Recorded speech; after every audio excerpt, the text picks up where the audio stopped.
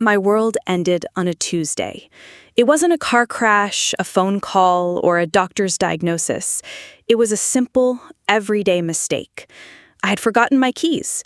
The mundane rhythm of my morning commute was abruptly broken, and I turned the car around, a fleeting annoyance at my own absent-mindedness. I'd be late for work, but it was just a small hiccup, nothing more. As I opened the front door, the silence of our home felt off, too still. I was expecting an empty house, but the sound of hushed voices drifted from the bedroom, a low murmur I couldn't quite make out. My heart gave a little jolt. My husband, Mark, was supposed to be at his morning spin class. A knot of unease tightened in my stomach. I crept closer, my hand on the cold doorknob. The voices were clearer now. One was Mark's, his tone low and conspiratorial. The other? It was my sister, Clara. The words that followed weren't a grand confession. They were just casual, a phrase here, a joke there, about a secret they shared, a plan they were executing. Almost got her to sign, Mark said, his voice laced with a cruel satisfaction I'd never heard before. Just a few more days and the inheritance is ours. My hands went numb. I was frozen. The keys I'd come back for, forgotten in my pocket. They were talking about me, about my inheritance, about a plan to steal not just money, but my very identity. It was a nightmare playing out in the place I called home, with the two people I trusted most in the world. In that moment, something inside me broke, not into a million pieces of shattered grief, but into a single, cold, unbreakable core of resolve. I backed away from the door, a phantom weight settling on my shoulders. The grief would come later. The anger would come later. Right now, there was only one thing: a plan. I walked out of the house, not as a wife or a sister, but as a ghost. The world outside looked the same, but I felt nothing. My body moved on its own, a puppet on a string, getting into the car and driving away. The tears would have to wait. The screams would have to wait. They were a luxury I couldn't afford. Not yet. I went to my office, but I couldn't work. My mind, usually a jumble of schedules and deadlines, became a cold, calculating engine of strategy. I had to understand their plan to dismantle it. That night, I went home. I pretended everything was normal. I smiled, I cooked dinner, I even laughed at one of Mark's jokes, a sound that felt like sandpaper in my throat. Every touch, every word from him was a lie I had to endure. But I was watching. I was listening. The key wasn't to confront them, but to gather intel. I started small. I checked Mark's phone when he was in the shower. I found text messages to Clara filled with coded language about closing the deal. I saw an email to a shady lawyer, a draft of a document I couldn't open. The pieces were starting to form a grim picture. They were trying to get me to sign over my inheritance, the estate my parents had left me, without me realizing the full implications. They were stealing my life, one signature at a time. Flashback to my childhood. Clara and I were inseparable. We shared a room, a secret language, a bond I thought was unbreakable. The memory was a knife twist in my gut. Was this all a lie? Was our entire relationship a performance? The next few weeks were a blur of feigned happiness and covert investigation. I became a master of deception. I learned to read Mark's face, to predict his lies. I found the documents hidden in a digital folder on his computer. They were a web of legalese designed to confuse me, to make me think I was just signing a routine asset management form. The plan was brilliant in its cruelty, but their brilliance was their weakness.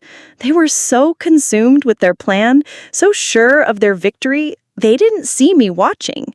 They saw the happy, oblivious wife. They saw the trusting, naive sister. They didn't see the woman who had already died and been reborn in the ashes of their betrayal. The moment of truth came on a Saturday morning. Mark brought me breakfast in bed and a pen. Just a small formality, he said, pushing the document toward me. The bank needs us to sign this for the new mortgage. The lie was so smooth, so practiced. I looked at the papers, at the spot where he wanted my signature. It wasn't a mortgage document. It was a power of attorney, granting him full control of my assets, my home, my inheritance.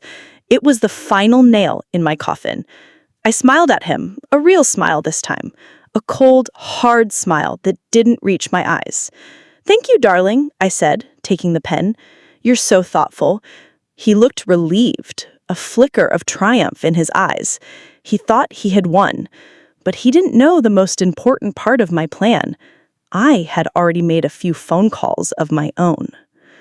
The pen in my hand felt heavy, a sword I was about to use in a battle they didn't even know they were fighting. I didn't sign the document. Instead, I stood up, walked over to my desk, and picked up a different set of papers. "Actually, Mark," I said, my voice as calm as a still lake, "I think you'll find these much more interesting." His face, a mask of feigned innocence, began to crumble.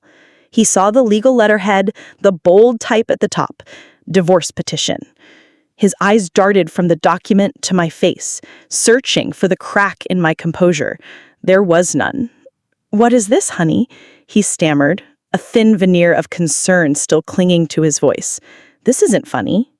"No, it isn't," I replied, the smile now completely gone.